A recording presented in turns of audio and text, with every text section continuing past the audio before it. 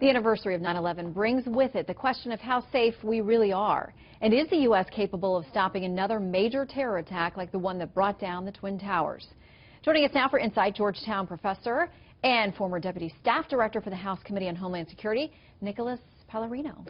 Nick, good to have you with us today. Thanks for inviting me. Let me start by asking you, based on what's happened over the last 15 years, what do you think today is our biggest foreign policy threat to the U.S.?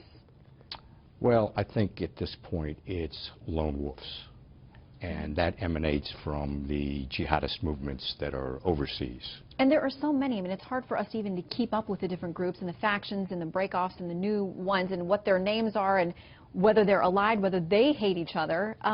How in the world do our intelligence agencies keep track of all of these people?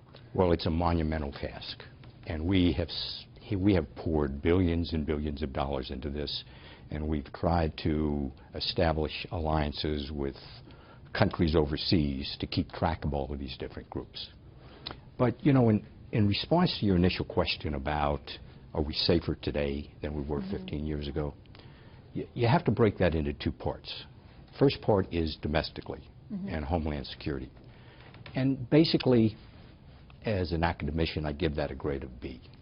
And the reason I give it a grade of B is there hasn't been a major terrorist attack, but there have been problems. Many lone wolves. Nadal Hassan, Fort Hood, Cameron Sarnoff, Orlando shooter, and so on. and there we weren't able to connect the dots, and that's problematic.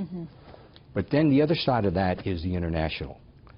And the international situation is tenuous at best. I would give it a grade of F. Wow. And the reason I give it a grade of F is pre-9/11, post-9/11, we were focused on Al-Qaeda. But now we have a proliferation of groups out there. And it's just difficult to keep track of them. And let's face it, they are an existential threat to not the United States so much, but to U.S.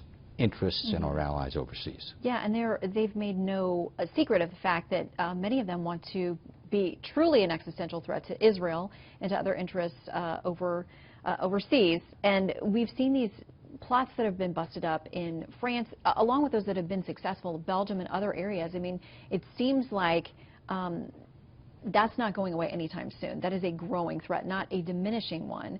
What do we do as far as communicating and coordinating with international governments and agencies? They all have their own interests, and sometimes they don't line up with ours. How difficult is that part of the equation? It is difficult, especially some of these countries that we classify as terrorist countries, if you will. But we do have to reestablish relationships with countries like, for example, the Sudan. They have a program there that they're taking defectors from the Islamic State movement, and they're putting them on the internet to tell their stories about what these barbarians are doing in these different countries. And we have to plug into those programs to help them and get the word out.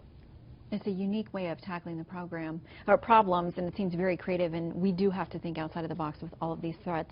Professor, thank you for coming in today. Well, thank you for having me. I appreciate it.